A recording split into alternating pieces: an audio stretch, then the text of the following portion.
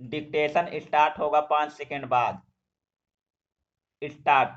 भयावह संकट के इस दौर में राजनेताओं से यह उम्मीद तो कर ही सकते हैं कि वे अपना ध्यान संकट से लोगों को उबारने में लगाएंगे और बेवजह के विवाद नहीं खड़े करेंगे।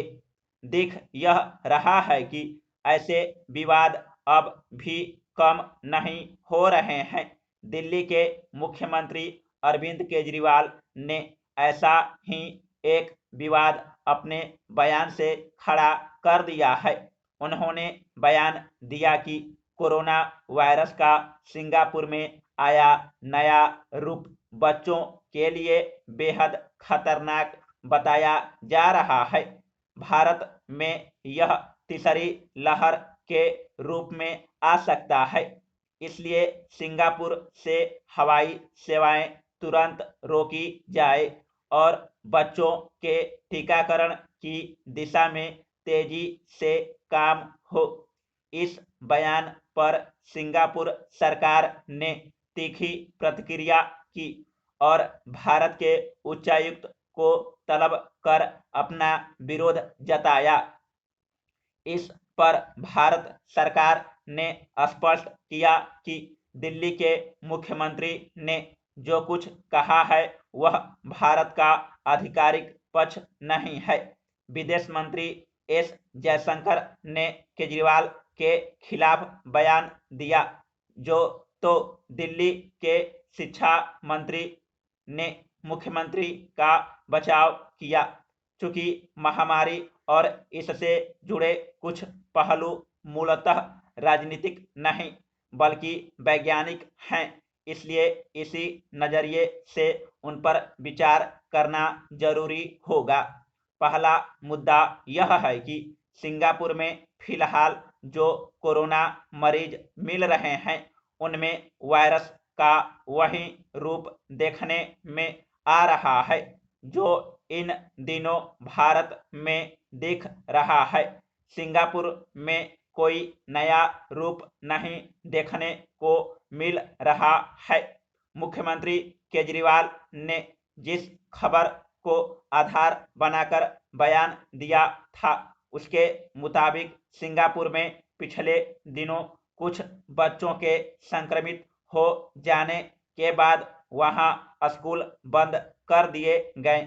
सिंगापुर में अब भी संक्रमित मरीजों की संख्या अपेक्षाकृत बहुत कम है और ताजा लहर में भी 30-40 लोगों के बीमार होने की खबर है, जिनमें बच्चे शायद 4-5 हैं।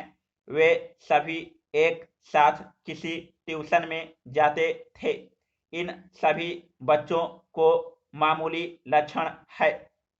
सिंगापुर में सरकार का मिजाज हमेशा से कुछ सख्त रहा है और कोरोना के खिलाफ भी उसने काफी सख्ती बरती है। शायद इसी मिजाज के चलते उसने स्कूल भी बंद किए और केजरीवाल के बयान पर भी सख्त प्रतिक्रिया दर्शाई। Paragraph change. यह साफ है कि सिंगापुर में कोरोना वायरस के किसी नए खतरनाक रूप के आने और उससे बच्चों के प्रभावित होने की कोई आशंका नहीं है। अभी तक कोरोना वायरस का कोई ऐसा रूप देखने में नहीं आया है जो विशेष रूप से बच्चों को संक्रमित करता हो या उनके लिए ज्यादा खतरनाक हो। ब्राजील में जरूर बड़ी तादाद में बच्चे संक्रमित हुए हैं और उनकी मौत भी हुई है, पर वैज्ञानिक इसकी वजह सरकारी लापरवाही ज्यादा मानते हैं। जहां तक भविष्य में बच्चों के ज्यादा प्रभावित होने की बात है तो वह आशंका शायद सही हो सकती है, लेकिन उसकी वजह दूसरी होगी। ज्यादा बड़ी वजह हो सकती है कि फिलहाल वैक्सीनेशन ज्यादातर जगहों पर सिर्फ वयस्कों का हो रहा है। इस तरह वयस्क जब प्रतिरोधक शक्ति हासिल कर लेंगे तो बच्चे ही बचेंगे जिन्हें कोरोना हो सकता है। इसलिए जहां वैक्सीनेशन कार्यक्रम अच्छा चल रहा है, वहां बच्चों को टीका लगाने की योजना पर काम शुरू हो चुका है। इसलिए राजनीतिक बयानबाजी और सनसनी अपनी जगह बच्चों को कोरोना से बचाने के लिए सोचना शुरू कर देना चाहिए। समाप्त।